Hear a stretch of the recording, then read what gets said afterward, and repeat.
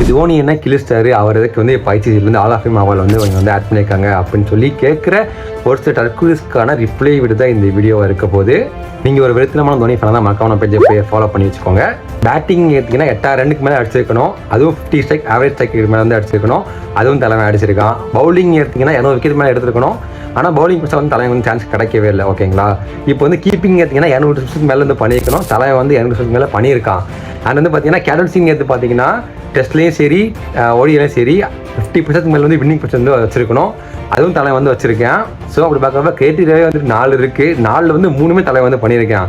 இது வந்து 4 வந்து 1 பண்ணால் கூட இந்த அந்த ஆல் ஆஃப் ஃபேம் வந்து கொடுத்துருவாங்க. தலை 4 வந்து 3 பண்ணியிருக்கேன். அப்படி இருக்கப்போ ஆல் ஆஃப் ஃபேம் கொடுக்காம இருக்க முடியுமா ஐசிசியால்? பட் இதில் வன்மத்தின் உச்சம் எங்கன்னு இருக்குன்னு பார்த்தீங்கன்னா, ஒரு இந்தியன் பிளேயருக்கு ஒரு ஐசிசி அவார்டு கொடுத்துருக்காங்கன்றப்போ இந்தியாவுக்குள்ளே இருக்கிற ஸ்டேட் லெவலில் இருக்கிற மற்ற எல்லா டீம்ஸும் சரி, ராஜஸ்தான் இருக்கட்டும், பஞ்சாபாக இருக்கட்டும், கேகேஆராக இருக்கட்டும், ஏவன் நம்ம ரைவல்ரி மும்பை இந்தியன்ஸ் கூட வந்து அதுக்கு வந்து அப்ரிஷியேட் பண்ணி ஒரு போஸ்ட் போட்டிருக்காங்க.